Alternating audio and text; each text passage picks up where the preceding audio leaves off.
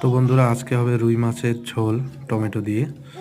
তো সবার হাতে আগে লবণ দিয়ে দিলাম, তারপর হলুদ, তারপর এটাকে একটু ভালো করে মেখে নিতে হবে।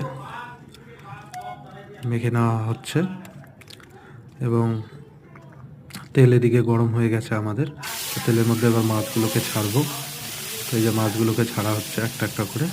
তো রুই মাছ তোমাদের কেমন লাগে বন্ধুরা, অবশ্যই তোমরা কমেন্টে জানাও। অবশ্যই নতুন হলে আমার চ্যানেলটাকে অবশ্যই সাবস্ক্রাইব করে দাও। এই যে এদিকে আমরা মশলা পিষে নিয়েছি মিক্সারে, এবং যে টমেটোগুলো দেওয়া হবে, এই যে টমেটোগুলো এদিকে কাটা হচ্ছে। টমেটো কাটা শেষ, এই যে আমাদের মাছ ভাজা হয়ে গেছে। মাছ ভাজা হয়ে গেল এবং এই যে টমেটো কুচিগুলো তোমরা দেখতে পাচ্ছ। সবার আগে মশলাগুলোকে আমরা কড়াইয়ে দিয়ে দিব।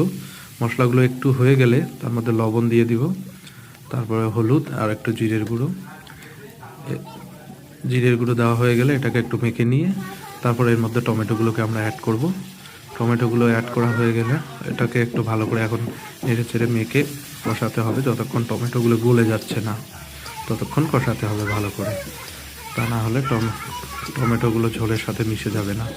তো এইদিকে একটু মেখে নিলাম, এই যে মাছ ছেড়ে দিলাম। মাছ অনেকটা হয়ে এসছে। এরপর এর মধ্যে ধনেপাতা দিয়ে দিলাম। ধনেপাতা একটু মাখিয়ে নিতে হবে এবং তারপরে এই যে আমাদের মাছের ঝোল রেডি। চলো এবার টেস্ট করার পালা। তো খেয়ে দেখবো কেমন লাগে। তো খেয়ে দেখি কেমন লাগে। উফ, দারুণ হয়েছে।